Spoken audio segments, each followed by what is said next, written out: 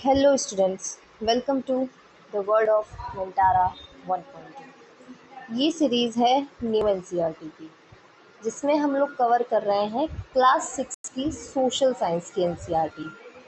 ठीक है, और इसके 5 चैप्टर ना कवर हो चुके हैं। ये है चैप्टर 6 जो कि थीम बी चल रहा है ना, हिस्ट्री थीम चल रहा है, और इसका ये 6 चैप्टर है। इस बुक का 6 चैप्टर है और इस थीम का 3rd चैप्टर है, लास्ट चैप्टर है। ठीक है, चैप्टर का नाम क्या है? The beginnings of Indian civilisation. लेकिन चैप्टर शुरू करने से पहले मैं आपसे कुछ बात करना चाह रही हूँ। तो बात ये है कि मैंने 5 चैप्टर्स कवर किए। उनमें अगर कुछ डाउट है, कुछ प्रॉब्लम है, कुछ समझ नहीं आ रहा है, तो प्लीज़ आप कमेंट करिए, जिससे कि मुझे पता चल पाए कि मुझे क्या इम्प्रूव करना है, किस एरिया में इम्प्रूव करना है। ठीक, तो आप सब्सक्राइब तब करिएगा जब आपको वीडियो अच्छा लगेगा, आपके मतलब का कंटेंट होगा, तब आप सब्सक्राइब करिए, लाइक करिए। लेकिन कमेंट करके ज़रूर बताइए। पहले तो आप कमेंट करिए, जिससे मुझे पता चले कि कैसा वीडियो बन रहा है, क्वालिटी ऑफ द वीडियो क्या है। ठीक है, ओके, बस यही बात बोलनी थी। मैं कमेंट करने के लिए लास्ट में बोलती हूँ, लास्ट तक वीडियो देखा नहीं जाता है, इस वजह से वो रिक्वेस्ट मेरी आप तक पहुँच नहीं पाती। इसलिए मैंने सोचा कि आज मैं पहले ही बोल देती हूँ। ठीक है, चलिए बिना टाइम वेस्ट किए शुरू करते हैं आज का चैप्टर। चैप्टर नंबर है 6। चैप्टर का नाम the beginnings of Indian civilisation. शुरू होता है, the most ancient civilisation of India, known variously as the Harappan, Indus or Indus Saraswati civilization, was indeed remarkable in many ways. It showed how a well-balanced community lives in which the differences between the rich and the poor are not glaring. In essence, the Harappan societal scenario was not that of exploitation but of mutual accommodation.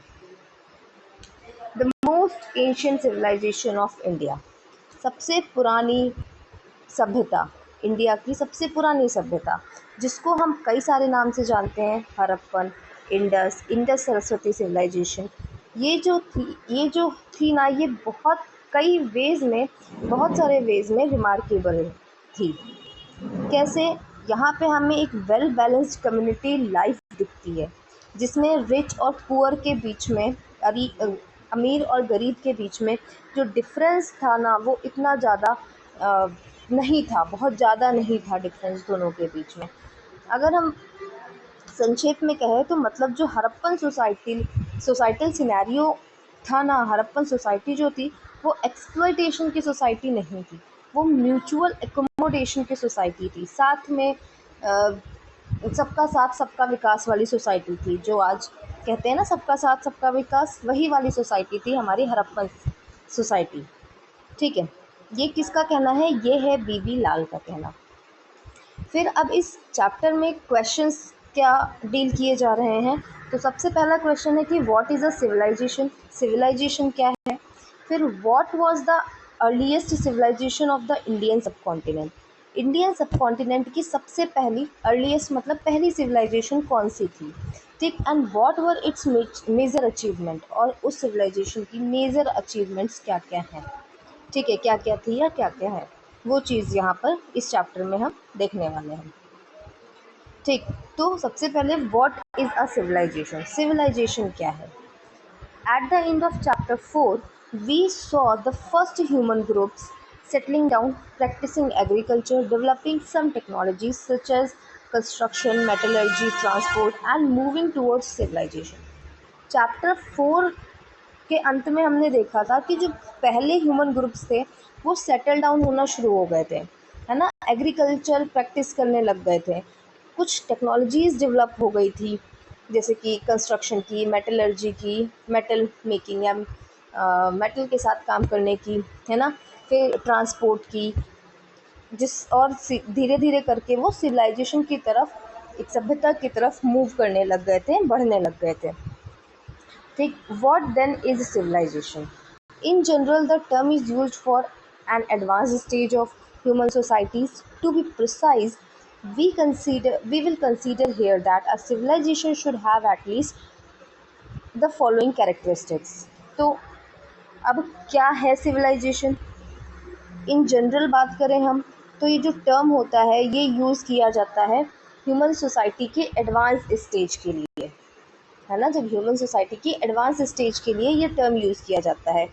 Precisely हम बात करें तो civilisation किसी भी society को हम बोल सकते हैं कि ये सिविलाइज्ड सोसाइटी है अगर उसमें कुछ ये जो नीचे कैरेक्टरिस्टिक्स दी हुई हैं इनमें से एटलीस्ट ये सारी कैरेक्टरिस्टिक्स हों उसमें, मतलब ये सारी कैरेक्टरिस्टिक्स हों अगर किसी सोसाइटी में, तो उस सोसाइटी को हम सिविलाइज्ड बोल सकते हैं, मतलब उसे हम सिविलाइजेशन बोल सकते हैं। ठीक है, कौन कौन सी कैरेक्टरिस्टिक्स चाहिए? तो पहले तो some form of government and administration to manage a more complex society and its many activities. तो सबसे पहले तो गवर्नमेंट एंड एडमिनिस्ट्रेशन चाहिए कोई भी फॉर्म का, ठीक। वहाँ की सोसाइटी कॉम्प्लेक्स सोसाइटी है, वहाँ की एक्टिविटीज़ है, उनको मैनेज करने के लिए। फिर urbanism, town planning, growth of cities and their management which generally include water management and drainage system. दूसरी चीज़ क्या चाहिए? अर्बनिज़म चाहिए, मतलब टाउन प्लानिंग होनी चाहिए, वहाँ पे जो सिटी या टाउन बना हुआ है वो प्लान हो, सिटीज़ का ग्रोथ हो, उनका मैनेजमेंट ग्रो करे, जैसे कि उसमें मैनेजमेंट में क्या आता है, जैसे वाटर मैनेजमेंट हो गया, ड्रेनेज सिस्टम हो गया, वो सारा मैनेज्ड होना चाहिए, ठीक, एक प्लान होना चाहिए। फिर अ वैरायटी ऑफ क्राफ्ट्स, फिर क्राफ्ट होने चाहिए वहाँ पर, जैसे कि including the management of raw material such as stone और metal and the production of finished goods such as ornaments and tool. तो वहाँ पे क्राफ्ट्स होने चाहिए, वैरायटी ऑफ क्राफ्ट्स होने चाहिए, उनका मैनेजमेंट, जैसे वहाँ रॉ मटेरियल है, जो भी क्राफ्ट बनाने के लिए रॉ मटेरियल चाहिए जैसे स्टोन या मेटल, तो उसका मैनेजमेंट हो, प्रोडक्शन जो हो रहा है फिनिश्ड गुड्स का, जो बन रहे हैं ऑर्नामेंट्स या टूल्स जो भी बन रहे हैं उनका मैनेजमेंट इंक्लूड हो उसके अंदर। फिर trade, both internal within a city और a region and external with distant region और other parts of the world to exchange all sorts of goods, ठीक। तो यहाँ पे ट्रेड भी होना चाहिए उस सोसाइटी में, इंटरनल भी मतलब सिटी के अंदर या उस रीजन के अंदर भी, और एक्सटर्नल भी मतलब बाहर के रीजन के साथ भी या अदर पार्ट ऑफ वर्ल्ड के साथ भी होना चाहिए। एंड उसमें गुड्स का एक्सचेंज हो। ट्रेड में क्या होगा, गुड्स का एक्सचेंज ही तो होगा ना, तो वही चीज़ गुड्स का एक्सचेंज होना चाहिए वहाँ पर, ठीक। फिर some form of writing needed to keep records and to communicate. तो वहाँ पर राइटिंग होनी चाहिए रिकॉर्ड्स को रखने के लिए एंड एक दूसरे से बात करने के लिए, कम्युनिकेट करने के लिए वहाँ पे राइटिंग होनी चाहिए। Cultural ideas about life and world expressed through art, architecture, literature, oral traditions और सोसाइटल कस्टम्स, ठीक है। तो अगला क्या बोल रहे हैं? अगला कह रहे हैं कि कल्चरल आइडियाज़ लाइफ के बारे में, वर्ड के बारे में, कल के, हाँ, उनके बारे में कल्चरल आइडियाज़ होने चाहिए, उनको एक्सप्रेस करें वो आर्ट के, आर्किटेक्चर के थ्रू, लिटरेचर के थ्रू, है ना, ओरल ट्रेडिशंस या सोसाइटल कस्टम्स के थ्रू उसको एक्सप्रेस कर पाए, कर पाते हो। फिर प्रोडक्टिव एग्रीकल्चर हो अब, ठीक है, इनफ हो, enough to feed not just the village but also the cities. तो एग्रीकल्चर होना चाहिए, प्रोडक्टिव एग्रीकल्चर होना चाहिए, एज सिर्फ इतना नहीं कि विलेज को ही, वो गांव को ही सिर्फ फीड कर पाए, इतना हो कि वो शहरों को भी फीड कर पाए, उनकी भी ज़रूरतें पूरी कर पाए, इतना एग्रीकल्चर वहाँ पर होना चाहिए। अगर ये सारी चीज़ें हैं कहीं सोसाइटी में तो उसको हम कहेंगे कि सिविलाइजेशन है, ठीक है, ये सिविलाइज्ड सोसाइटी है, ठीक। It is easy enough to see that all these characteristics are present in most societies in the world today. But when did civilization begin? In the sense we have now defined. अब कह रहे हैं कि यहाँ पर देखिए तो ये आसान है बोलना कि ये सारी जो कैरेक्टरिस्टिक्स है ना ये आज वर्ल्ड में मोस्ट ऑफ सोसाइटीज़ में प्रेजेंट है, मिलती हैं ये सारे कैरेक्टरिस्टिक्स, है ना। एक प्रोडक्टिव एग्रीकल्चर, वहाँ की राइटिंग होगी, है ना, सम फॉर्म ऑफ गवर्नमेंट होगी, वहाँ पे अर्बनिज़म होगा, उसके अलावा कल्चरल आइडियाज़ होंगे, ठीक। तो ये मोस्ट ऑफ द सोसाइटीज़ में आज हमको मिलता है। लेकिन जब सिविलाइजेशन, कब सिविलाइजेशन बिगिन हुई, कब सिविलाइजेशन शुरू हुई, जो हमने ये अपनी सिविलाइजेशन की डेफिनेशन अभी दी है, ऐसी सिविलाइजेशन कब शुरू हुई? Civilization begin at different times in different part of the world. in the region known as Mesopotamia, modern Iraq and Syria, that happened around about 6,000 years ago, and the civilization in ancient Egypt followed a few centuries later. You will learn about these and a few more civilizations in a later grade. In many ways, humanity would not have reached its present stage without the enormous contributions and advances of those ancient civilizations. अब यहाँ कह रहे हैं, यहाँ क्या question निकल के आया था, यहाँ क्वेश्चन निकल के आया था कि जो सिविलाइजेशन की डेफिनेशन आज हम दे रहे हैं, ऐसी सिविलाइजेशन कब से शुरू हुई। तो ऐसी सिविलाइजेशन वर्ल्ड के डिफरेंट पार्ट में डिफरेंट टाइम में शुरू हुई।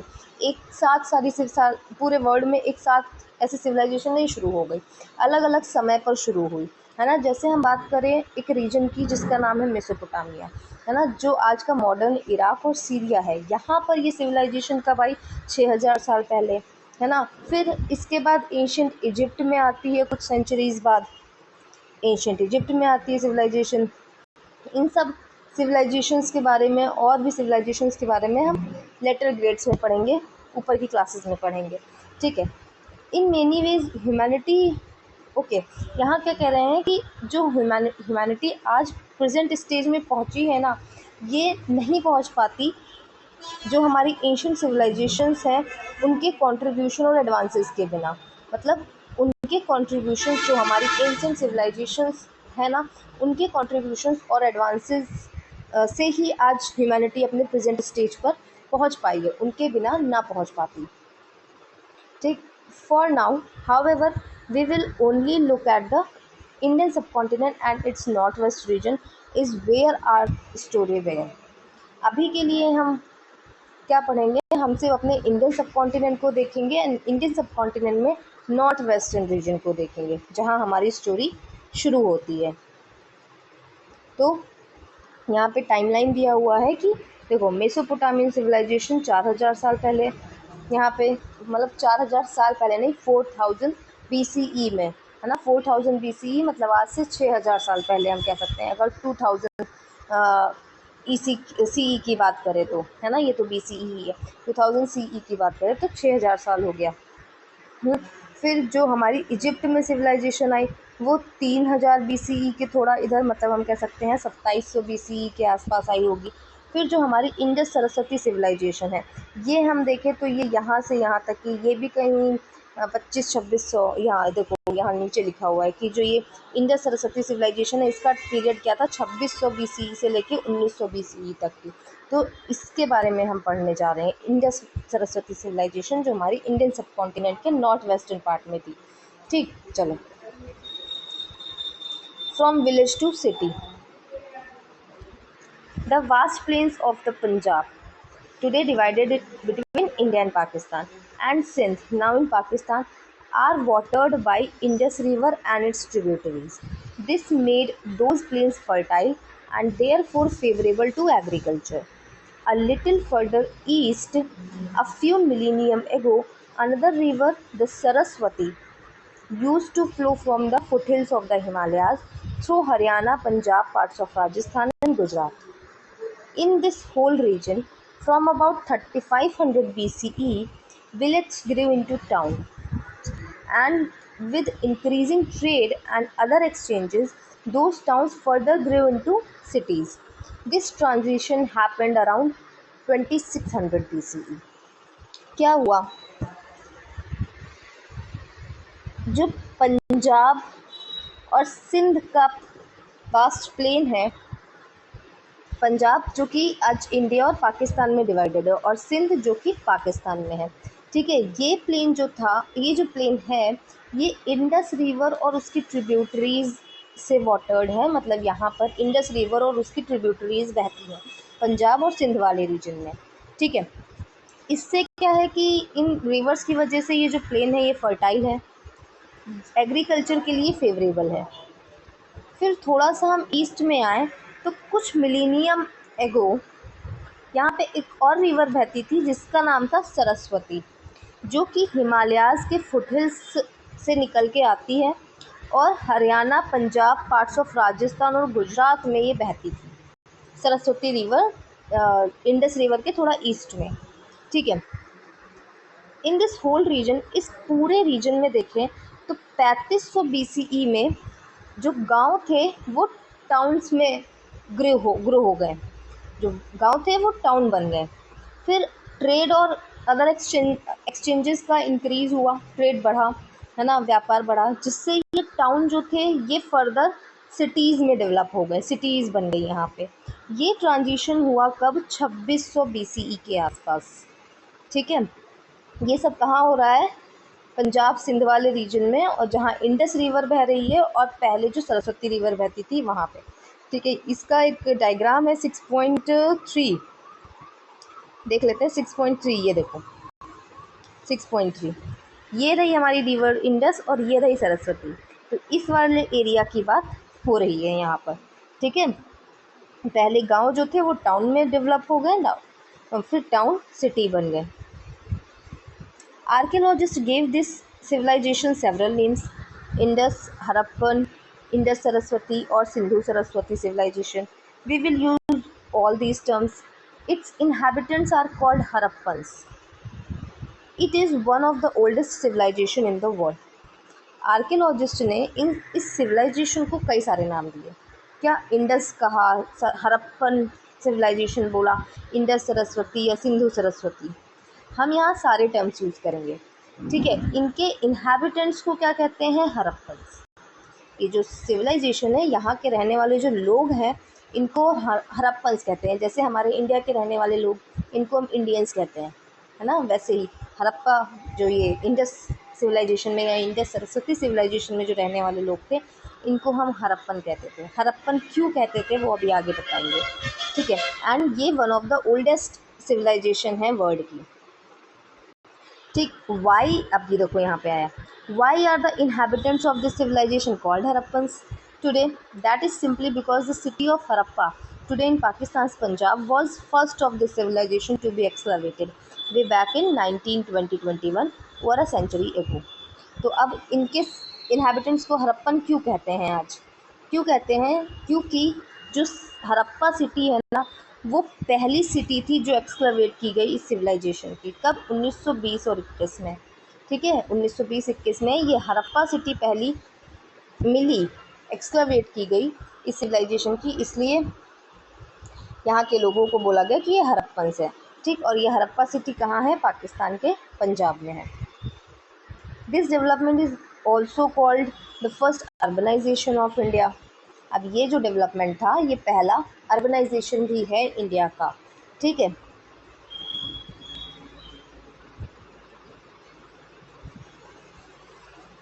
यहाँ देखो साइट्स हैं, ये कुछ सिटीज़ टाउन्स जो हमको हरप्पन सिविलाइजेशन में या इंडस सरस्वती सिविलाइजेशन में मिले हैं।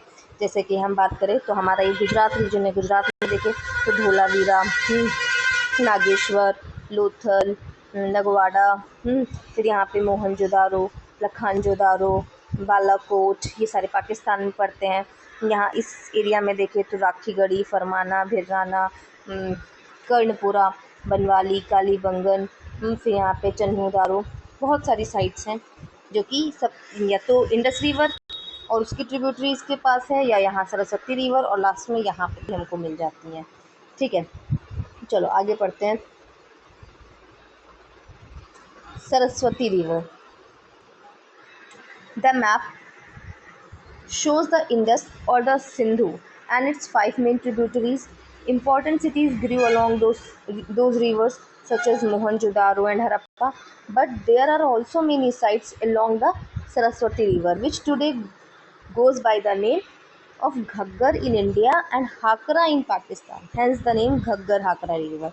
This river is now seasonal because it flows only during the rainy season. जो मैप दिया हुआ है 6.3 फिगर जो दिया हुआ है, इसमें ये शो करता है इंडस रिवर को, उनकी 5 ट्रिब्यूटरीज़ को। ठीक है, जो इम्पोर्टेंट सिटीज़ हैं वो डेवलप हुई इन रिवर्स के आसपास, जैसे मोहनजोदारो, हरप्पा, ये सारी इन्हीं रिवर्स के आसपास, इंडस और उनकी ट्रिब्यूटरीज़ के आसपास ही डेवलप हुई। ठीक है, लेकिन हम देखें कई सारी साइट्स जो हैं वो सरस्वती रिवर के पास भी हमको मिली हैं। ठीक है, जो सरस्वती रिवर जिसको आज हम क्या कहते हैं, तो इंडिया में इसका नाम घग्गर है और पाकिस्तान में इसको हाकरा बोलते हैं, इसलिए इसका नाम क्या पड़ जाता है, घग्गर हाकरा। तो सरस्वती रिवर कौन सी है, घग्गर हाकरा, जो आज सीजनल रिवर है, मतलब सिर्फ रेनी सीजन के दौरान ही ये फ्लो करती है, बस रेनी सीजन में ही दिखेगी घग्गर हाकरा, ठीक है, जो कि पुरानी सरस्वती रिवर है। The Saraswati River is first mentioned in the Rigveda, an ancient collection of prayers which we will read about in chapter 7. In this text, Saraswati is worshipped both as a goddess and as a river flowing from the mountain to the sea. Later texts describe the river as drying up and eventually disappearing.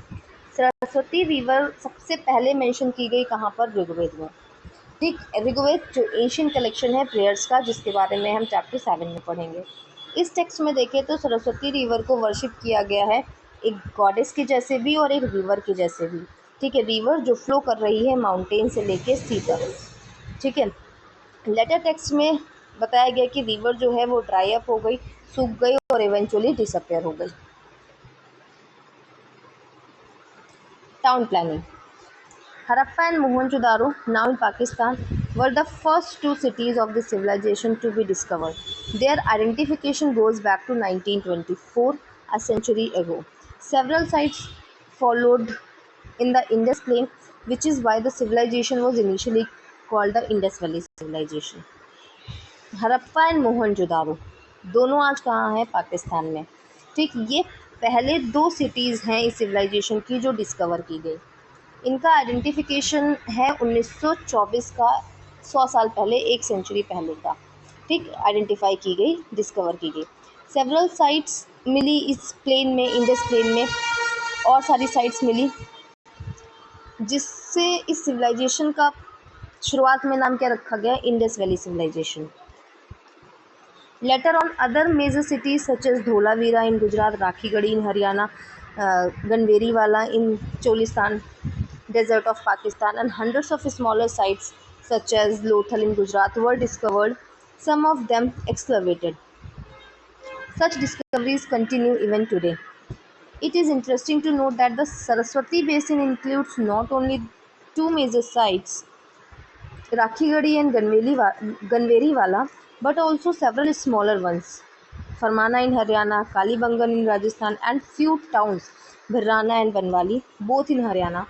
Indeed, the map makes clear the high density of sites in that region.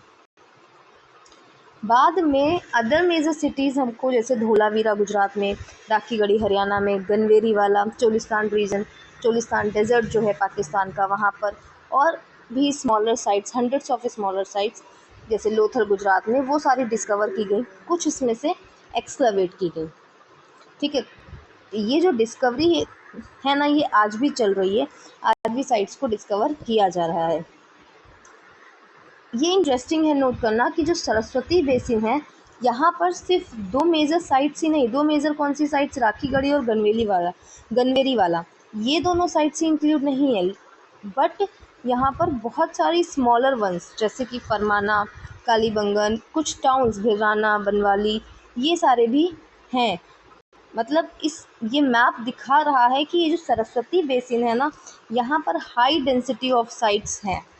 देखो Saraswati basin में कितनी सारी sites मिली हैं, मतलब ये सिर्फ Indus valley civilisation नहीं था कि इंडस रिवर के आसपास ही हमको या उसकी ट्रिब्यूटरीज के आसपास ही हमको साइट्स मिल रही हैं, सरस्वती बेसिन में भी देखो यहाँ पे कितनी सारी साइट्स हैं।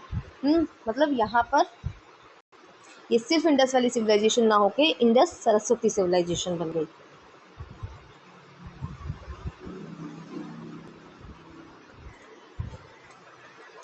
The larger Harappan cities were built according to precise plans. They had wide streets which were often oriented to the cardinal directions. Most cities seem to have been surrounded by fortification and had two distinct parts: the upper town, where the local elite probably lived, and lower town, where common people lived. अब जो बड़ी Harappan cities हैं वो precise plan के according बनी थी, पूरे planning से बनाया गया था उनको, जो बड़ी हड़प्पन सिटीज़ थी। वहाँ पर वाइड स्ट्रीट जो थी वो बड़ी बड़ी स्ट्रीट, जैसे यहाँ पे पेज नंबर 92, हाँ नीचे सिटीज़ दी, देखो ये रही स्ट्रीट्स, कितनी बड़ी बड़ी स्ट्रीट्स हैं यहाँ पर। तो वाइड स्ट्रीट्स थी वहाँ पर, जो कि यहाँ पर कार्डिनल डायरेक्शंस में ओरिएंटेड थी। मतलब क्या कहने का है कि ऐसे सीधी इस टाइप की स्ट्रीट्स थी।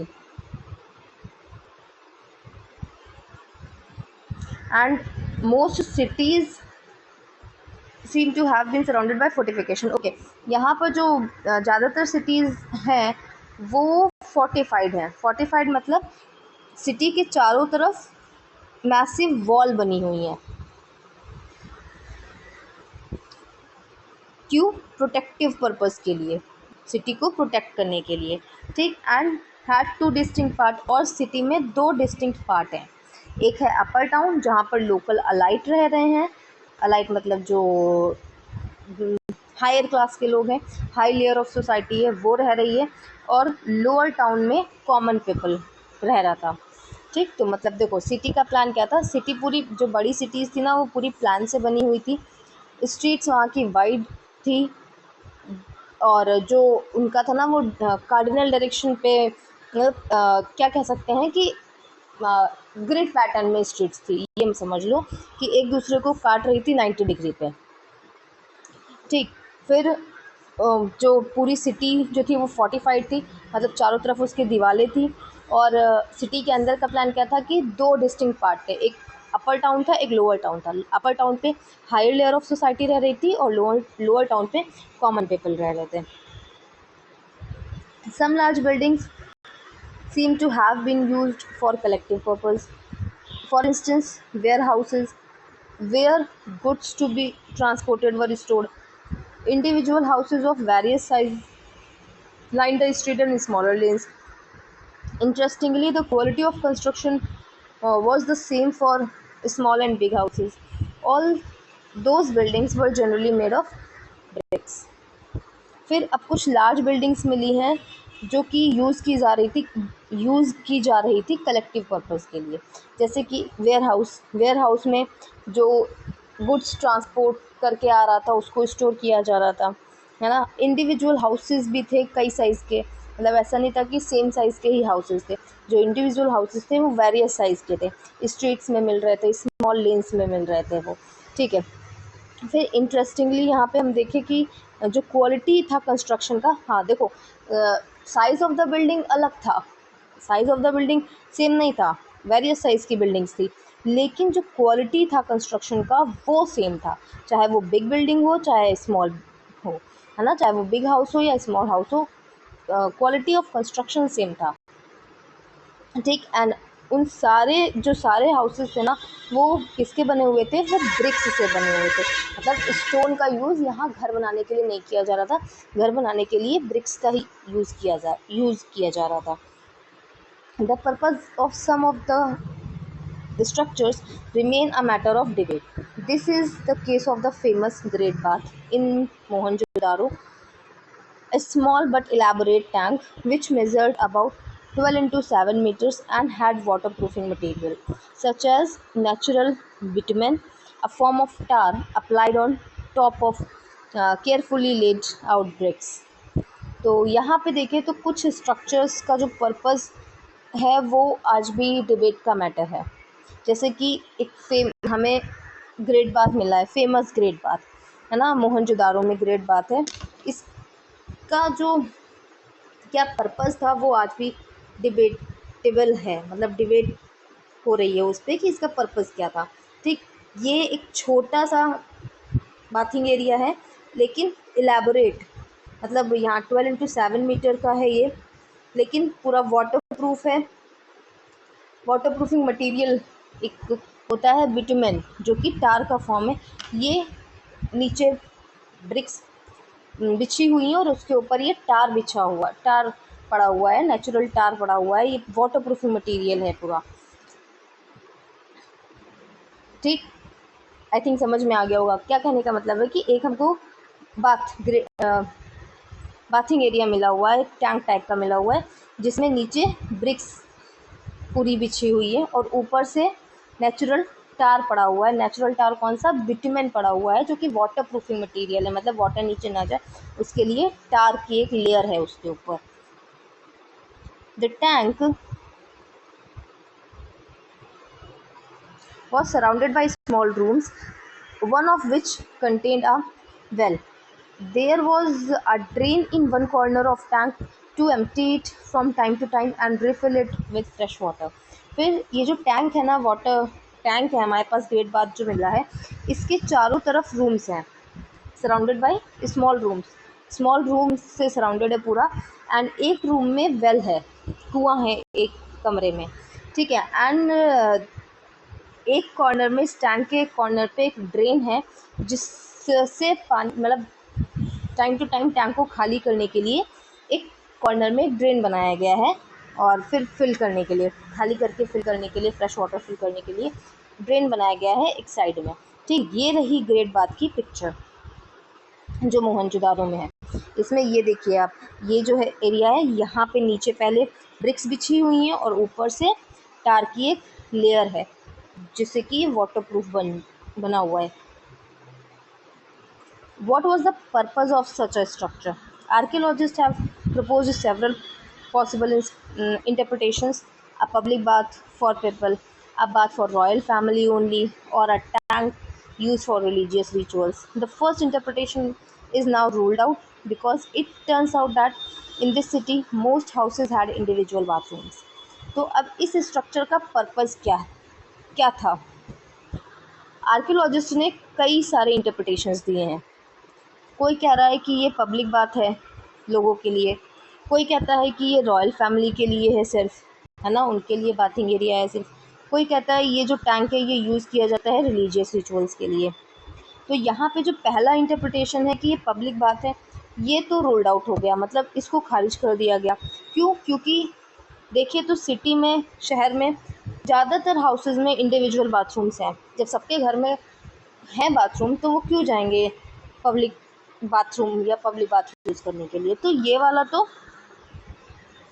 खारिज हो जाता है। तो या तो ये रॉयल फैमिली के लिए था, या तो फिर रिलीजियस रिचुअल्स के लिए यूज़ किया जाता था इसको। ओके, अब आती है बात वाटर मैनेजमेंट की। The Harappans gave much importance to water management and cleanliness. They often had separate areas for bathing in their homes. These were connected to a larger network of drains, which generally ran below the streets and took the wastewater away. Harappans ने water management और cleanliness पे बहुत ज़्यादा importance दिया। Water management और cleanliness को importance दी Harappans ने। इनके घर में सेपरेट एरिया था बाथिंग के लिए, ठीक है। और ये जो बाथिंग के लिए एरिया था, ये जो ड्रेन का नेटवर्क था उससे कनेक्टेड था। और ये जो ड्रेन का नेटवर्क है, ये जो ड्रेन बह रही थी, जो नालियाँ बह रही थी, वो स्ट्रीट के नीचे थी और वेस्ट वाटर को भी अलग कर रही थी। वो मतलब स्ट्रीट में थी, लेकिन स्ट्रीट के नीचे थी, अंडरग्राउंड पूरी ढकी हुई बनी थी, और वेस्ट वाटर को भी अलग कर रही थी वो। ये ऐसा ड्रेनेज सिस्टम, ये ड्रेनेज सिस्टम दिखाया गया लोथल में।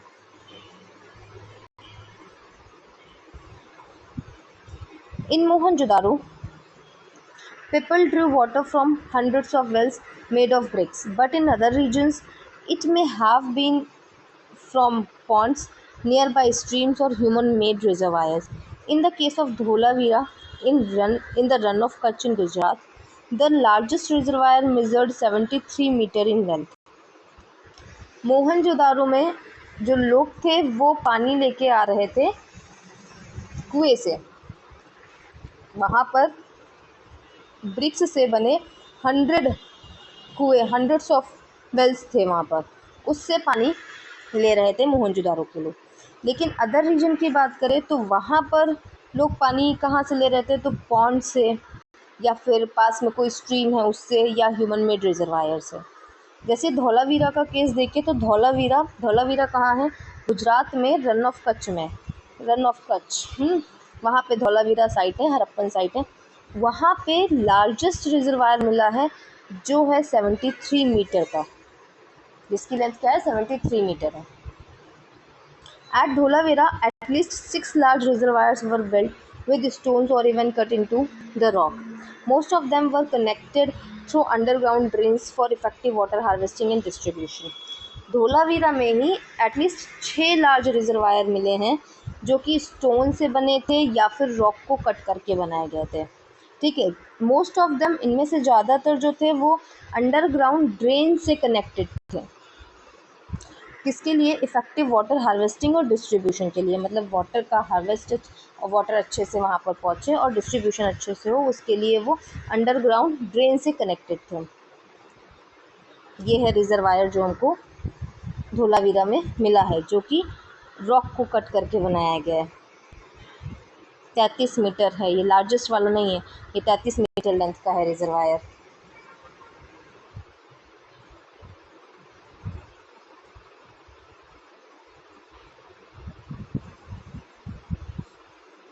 What did the Harappan eat?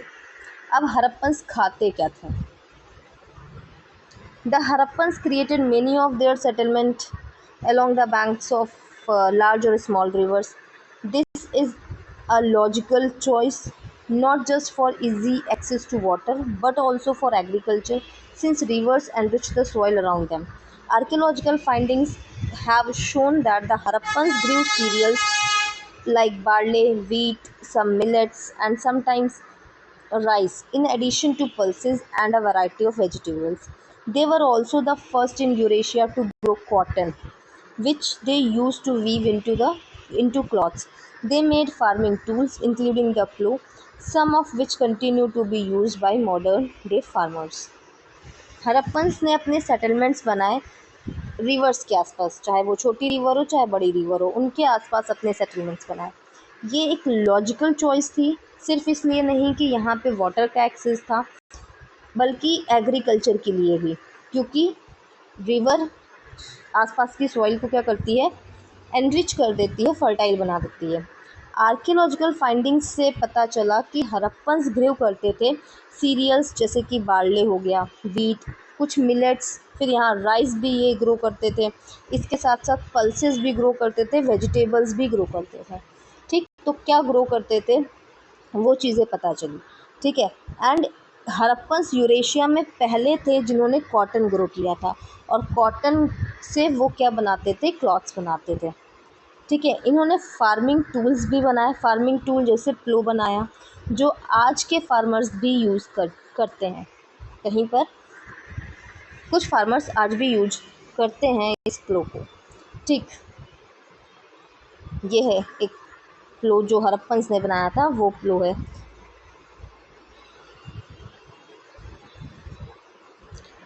ये क्ले मॉडल है। This intense agricultural activity was managed by hundreds of small rural sites or villages. Then as now, the cities could survive only if enough agricultural produce from the rural areas reached them on a daily basis. The Harappans also domesticated a number of animals for meat consumption and fished both in rivers and in the seas.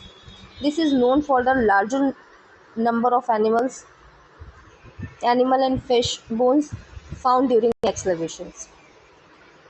ये जो intense agricultural activity हो रही थी हड़प्पा में या Harappan civilisation में, वो manage कौन कर रहा था? तो वो जो विलेजेस थे, स्मॉल साइट्स, जो स्मॉल रूरल साइट्स या विलेजेस थे, हंड्रेड्स ऑफ विलेजेस थे, वो मैनेज कर रहे थे इस एग्रीकल्चरल एक्टिविटी को।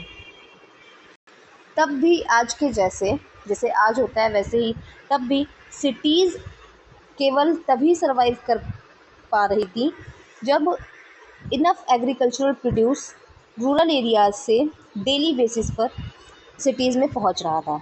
जैसे आज होता है ना कि सिटीज़ हमारी तभी चल पाती हैं जब गांव से वहां पर डेली बेसिस पर एग्रीकल्चरल प्रोड्यूस जा पाता है। ठीक है, तो वैसे ही तब भी था। हड़प्पन यहाँ पे एनिमल्स को डोमेस्टिकेट भी करते थे, मीट कंजम्पशन भी करते थे और रिवर्स और सी में फिशिंग भी कर रहे थे। ठीक है, ये कैसे पता चला? ये पता चला क्योंकि हमें एक्सक्लेवेशन में लार्ज नंबर ऑफ एनिमल और फिश बोन्स मिले हैं, जिससे हमको पता चला कि जो हड़प्पन्स थे वो एनिमल्स को डोमेस्टिकेट भी करते थे, मीट का कंजम्पशन भी करते थे और फिशिंग भी करते थे, वो रिवर और सी में, दोनों में। ठीक, what did Harappan cooking pot contain? Scientific examination of clay pots have provided some answers, both expected ones, dairy products, and surprising ones, such as remains of turmeric, ginger, and banana. Clearly, their diet was quite diverse. अब Harappans के cooking pot में क्या मिलता है ना, उनके cooking pot में क्या मिला? तो साइंटिफिक एग्जामिनेशन किया गया क्ले पॉट का, जिससे हमको कुछ आंसर्स मिले, कुछ जो एक्सपेक्टेड थे जैसे कि डेयरी प्रोडक्ट्स वगैरह मिला, है ना। दूसरा जो कि सरप्राइजिंग थे, जैसे हमको वहाँ पर टर्मरिक, जिंजर, बनाना, इनके रिमेन्स मिले। ठीक है, मतलब जो उनका डाइट था ना वो बहुत ज़्यादा डाइवर्स था, बिल्कुल डाइवर्स था। अब आते हैं ट्रेड पे, अब्रिक्स trade. The Harappans were engaged in active trade, not only within their own civilization, other cities nearby or far away, but with other civilization and cultures within and outside India. They exported ornaments, timbers, some objects of daily use, probably also gold and cotton, and possibly some food items. The most favored ornament were be- beads of carnelian, a reddish semi-precious stone found mostly in Gujarat. Harappan craftspeople developed special techniques to drill them, so a string could pass through them and to decorate them in various ways. They also worked coach shells into beautiful shell bangles, which require sophisticated techniques as shell is a hard material. Harappan जो थे वो trade में, active trade में engage थे। सिर्फ ऐसा नहीं कि सिविलाइजेशन के अंदर, वो बाहर भी अदर सिविलाइजेशंस के साथ भी ट्रेड करते थे। मतलब कहने का है कि हड़प्पन जो थे वो इंटरनल और एक्सटर्नल दोनों ट्रेड करते थे। ठीक, वो एक्सपोर्ट करते थे किसको? ऑर्नामेंट्स, टिम्बर्स, डेली यूज़ के आइटम्स हो गए, जैसे हाँ, डेली यूज़ के आइटम्स हो गए। उसके अलावा वो गोल्ड एंड कॉटन को भी एक्सपोर्ट करते थे, एंड फूड आइटम्स अगर पॉसिबल हो पाए तो उसको भी वो ट्रेड करते थे, उसको एक्सपोर्ट करते थे। ठीक है, एंड मोस्ट फेवर्ड जो ऑर्नामेंट था वो था कार्नेलियन, एक रेडिश सेमी प्रीसियस स्टोन है जो कि हमको मिलता है, जो मिलता था गुजरात में, है ना, वो कार्नेलियन, उसके बीड्स, ये फेवर्ड ऑर्नामेंट था। हड़प्पन जो क्राफ्ट पीपल थे, इन्होंने स्पेशल टेक्निक डेवलप की थी इस कार्नेलियन को ड्रिल करने की, एंड ड्रिल करके फिर उसमें एक स्ट्रिंज पास हो जाए उसके थ्रू, इसलिए उसको ड्रिल करने की स्पेशल टेक्निक इन्होंने डेवलप की थी। ठीक है ना, फिर उसको डेकोरेट करते थे वेरियस वेज में। ठीक है, इन्होंने फिर ये कोच शेल में भी, कोच शेल के साथ भी काम करते थे, उसको शेल बैंगल्स, उससे शेल बैंगल्स बनाते थे ये, है ना, कोच शेल, उनका यूज़ करके सेल बैंगल्स बनाते थे। एंड इसके लिए भी सोफिस्टिकेटेड टेक्निक चाहिए थी जो उनके पास थी, क्योंकि शेल जो है वो एक हार्ड मटेरियल है, तो उसके साथ काम करने के लिए भी टेक्निक चाहिए जो इन्हें पता थी, तभी ये उससे शेल बैंगल्स बनाते थे। ठीक, एंड कार्नेलियन दिखा देते हैं आपको। कार्नेलियन ये देखो, ये है रेडिश कलर का सेमी प्रीशियस स्टोन, जिसका यूज़ करके फिर ये बीड्स बनाते थे।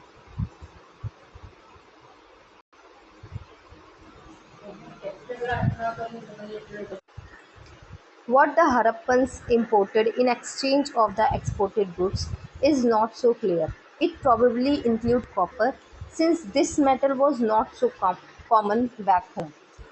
अब हड़प्पन्स एक्सपोर्ट क्या करते थे उसकी तो एक लंबी चौड़ी लिस्ट है। ठीक, लेकिन वो इंपोर्ट क्या करते थे इस बारे में क्लियर नहीं है। शायद वो कॉपर इंपोर्ट करते हों, क्योंकि कॉपर यहाँ पर जो था वो कॉमन नहीं था, है ना, तो शायद वो कॉपर को इंपोर्ट करते हो। The Harappans mastered the art of working copper, a soft metal, If tin is added to copper, the resulting metal is bronze, which is harder than copper. The Harappans used bronze to make tools, pots, and pans, and as we will see later, some figurines. Harappans ना copper के साथ काम करने में master थे. Copper जो कि एक सॉफ्ट मेटल है, जब कॉपर में टिन को ऐड कर दिया जाता है तो जो रिजल्टिंग मेटल बनता है वो बनता है ब्रोंज, जो कि कॉपर से थोड़ा हार्ड होता है. एंड हड़प्पन्स ब्रोंज को यूज़ करने में भी मास्टर थे. ब्रोंज से वो टूल्स बनाते थे, पॉट्स, पैन्स बनाते थे, और लास्ट में हम देखेंगे कि फिगराइंस भी बनाते थे. ठीक, तो ब्रोंज के साथ भी काम करते थे वो अच्छे से, वो सब टूल्स वगैरह बनाते थे उनके. To conduct such a trade, they used land routes and rivers and the sea for more distant destinations. This is the first intensive maritime activity in India. Indeed, quite a few Harappan settlements are located in the coastal region of Gujarat and Sindh. Lothal, a small settlement in Gujarat, has a surprisingly huge basin measuring 217 meters in length and 36 meters in width. The length is just a little more than that of two football grounds.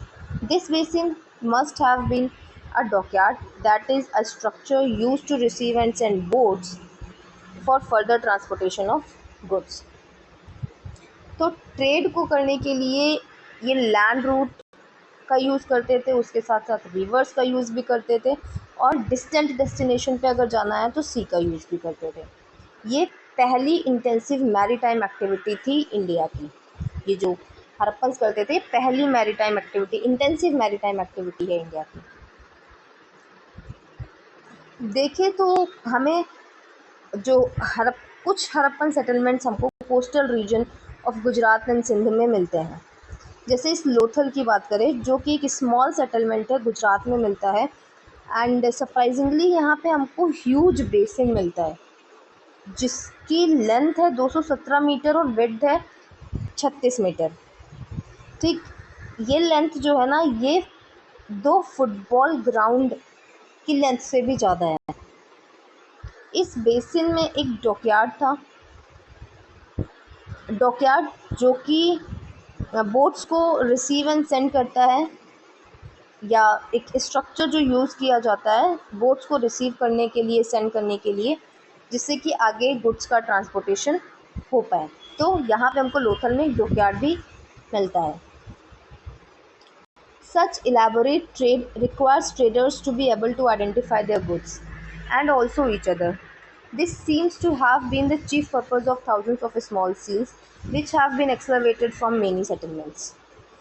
तो अब इस elaborate trade के लिए require था कि जो traders हैं वो अपने गुड्स को आइडेंटिफाई कर पाए, है ना. जब इतना मैसिव ट्रेड हो रहा है तो जो ट्रेडर्स हैं वो अपने गुड्स को आइडेंटिफाई कर पाए, ये ज़रूरी है, एक दूसरे को आइडेंटिफाई कर पाए.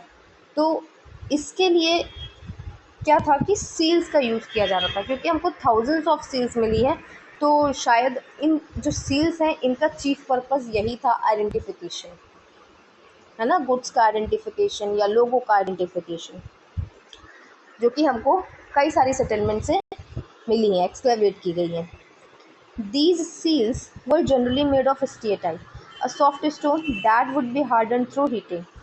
They measure only a few centimeters and generally depict animal figures with above them a few signs that are part of a writing system. But that system and the symbolic meaning of the animal figure are yet to be understood.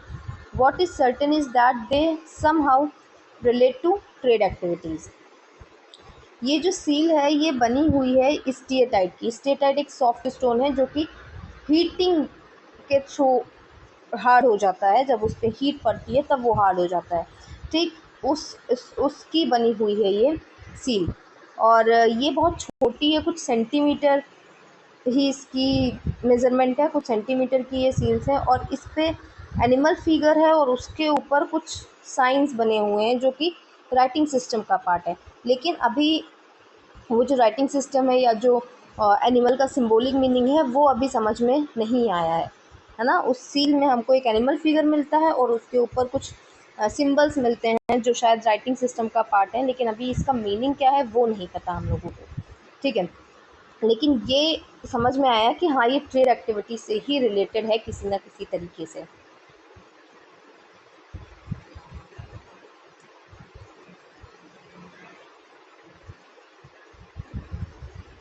The lives of the ancients, archaeologists have unearthed many objects made and used by Harappans. Harappans के द्वारा जो भी objects use किए जा रहे थे, archaeologist ने उनको एक्सकवेट किया है। जैसे कि उसमें एक आता है ब्रोंज का मिरर दिख रहा है, टेराकोटा पॉट मिला हमको, फिर यहाँ पे हमको स्टोन के वेट्स मिले, ब्रोंज सिशल, क्या पढ़ेंगे इसको, चिसल या शिशल, ये मिला। उसके अलावा यहाँ पे हमको गेम बोर्ड जो engraved on a stone about 25 centimetre in length from Dholavira, ये धोलावीरा से मिला है। Terracotta whistle about 4 centimetre in length, Karanpura Rajasthan से। Harappan designed many games and toys to keep adult and children amuse. तो एक ये गेम बोर्ड मिला धोलावीरा से, है ना। उसके अलावा ये एक विसल मिली हुई है करणपुरा राजस्थान से। ये वेट्स कहाँ से मिले हैं, वेट्स एंड ब्रोंज सिसल जो है ये भी धोलावीरा से मिला है। यहाँ पे ये मिरर एंड टेराकोटा पॉट, ये सब धोलावीरा से मिले हैं। सिर्फ इसमें से ये विसल जो है वो करणपुरा से मिला है बस, और सारे धोलावीरा से मिले हैं। इसके अलावा कल्चरल एंड सिम्बोलिक ऑब्जेक्ट्स, जैसे ये स्टैचू है, statue of a figure often called priest king का स्टैचू है, although it is not known who this figure was. मतलब ये फिगर किसका है ये नहीं पता, लेकिन हाँ प्रीस्ट किंग बोल दिया गया इसको, प्रीस्ट किंग का स्टैचू है। फिर एक सील मिली है शोइंग अ स्वास्तिक, फिर seal depicting a three face deity seated on a raised platform surrounded by powerful animals. फिर ये सील एक मिली है जिसमें एक थ्री फेस्ड डीटी बैठे हुए हैं जो कि एनिमल से, पावरफुल एनिमल से सराउंडेड हैं। उसके अलावा और क्या मिला है, उसके अलावा एक ये डांसिंग गर्ल ब्रोंज फिगराइन, ब्रोंज का बना हुआ है, ये ब्रोंज से देखो फिगराइन बनाया है इन्होंने, फ्रॉम मोहनजोदारो से है, जिसकी लेंथ की हाइट क्या है 10.8 सेंटीमीटर की। एक टेराकोटा फिगराइन सीटेड इन नमस्ते पोस्चर, नमस्ते करता हुआ एक टेराकोटा फिगराइन मिला है। A design on a pot which seems to tell the story of the thirsty cow who finds a clever way to drink water at the bottom of the pot. एक design हमको pot में मिली है जो कि thirsty cow की story दिखा रही है, प्यासा कौआ, है ना, कि कैसे उसने पॉट के सबसे निचले हिस्से में जो पानी था उसको कैसे पिया, एक क्लेवर वे से कैसे पिया। एंड फिर आता है द एंड और a new beginning. Around 1900 BCE, this Sindhu Saraswati civilization, despite all its achievements, began to Fall apart. The cities were abandoned one by one. If any inhabitants remained, they adopted a rural lifestyle in the changed environment.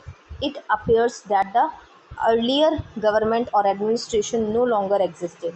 Gradually, the Harappan scattered over hundreds, if not thousands, of small rural settlements. अब 1900 BC के आसपास ये जो Sindhu Saraswati civilisation है ना, ये अपने सारे अचीवमेंट्स के बावजूद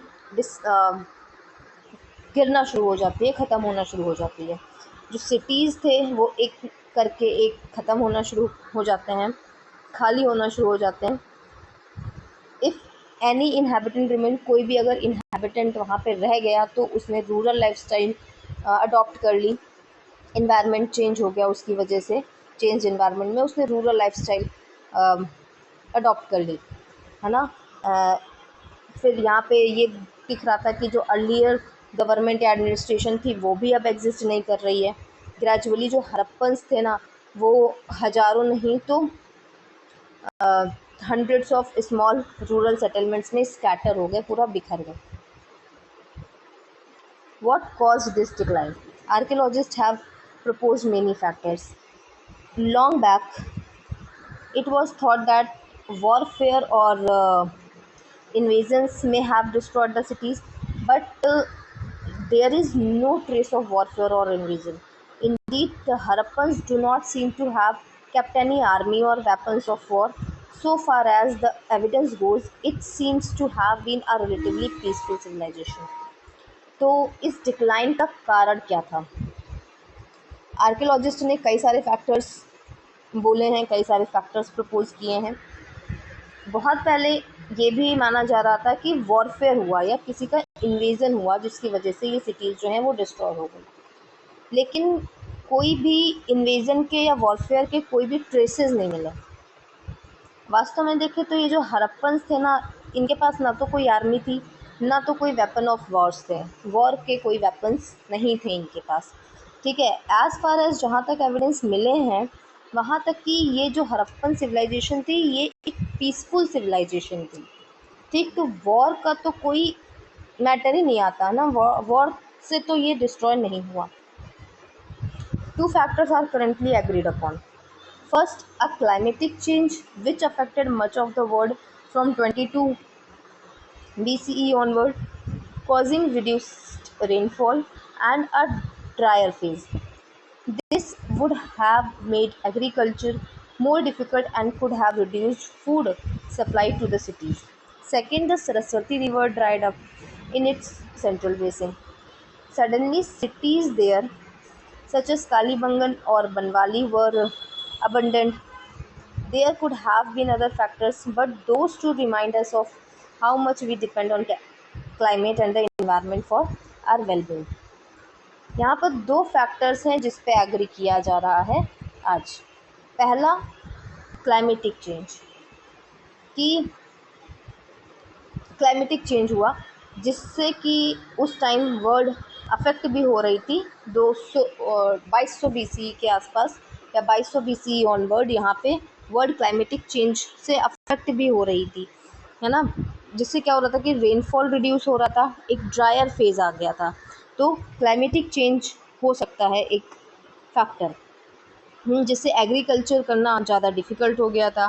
फूड सप्लाई, जब एग्रीकल्चर नहीं हो रहा तो सिटी को फूड नहीं मिल रहा था, जिससे कि सिटीज़ जो थी वो खाली हो रही थी। दूसरा, सरस्वती रिवर ड्राई अप हो रही थी अपने सेंट्रल बेसिन में, है ना। उसका जो सेंट्रल बेसिन था वहाँ पे सरस्वती रिवर सूख गई थी। सडनली सिटीज़ जो थे जैसे कालीबंगन, बनवाली ये खाली हो गए। ठीक है, एंड और भी फैक्टर्स हो सकते हैं, लेकिन ये दो फैक्टर्स जो हैं ये हमको याद दिलाता है कि कितना हम क्लाइमेट और इन्वायरमेंट के ऊपर डिपेंड है अपनी वेलबींग के लिए, कितना हम क्लाइमेट और इन्वायरमेंट के ऊपर डिपेंड है, ये दिखाता है ये दो फैक्टर्स हमें। ठीक, जिसकी वजह से एक पूरी सिविलाइजेशन ही ख़त्म हो गई। Although the cities disappeared, much of the Harappan culture and technology survived and was passed on to the next phase of the Indian civilization, which we will explore in a further chapter. हालांकि cities तो disappear हो गई, लेकिन जो Harappan culture and technology था ना वो आगे पास ऑन हुआ, सर्वाइव किया, और आगे जो नेक्स्ट फेज़ था इंडियन सिविलाइजेशन का उसमें पास ऑन हुआ, जिसके बारे में हम आगे पढ़ने वाले हैं। Before we move on, the Indus Harappan or Sindhu-Saraswati civilization is one of the oldest of the world. Its inhabitants, the Harappans, created planned cities with effective water management, diverse crafts, and a brisk trade. Indus Harappan और Sindhu Saraswati civilization जो है ये world की one of the oldest civilization है।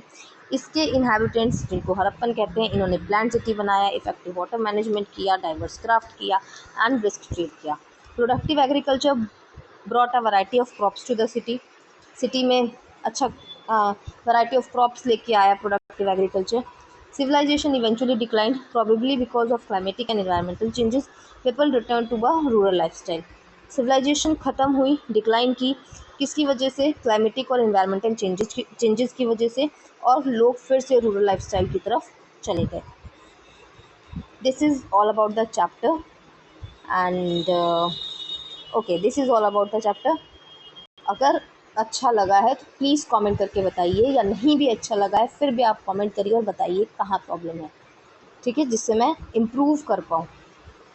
Okay, subscribe करना आपका मन, अगर आपको वीडियो अच्छा लग रहा है तो आप सब्सक्राइब करिए, लाइक करिए, लेकिन प्लीज़ कमेंट ज़रूर करिए एंड बताइए मुझे कि आपको वीडियो कैसा लग रहा है। ठीक है, एंड कहाँ पे इम्प्रूवमेंट की ज़रूरत है, कहाँ समझ में नहीं आ रहा है। Okay, thank you so much.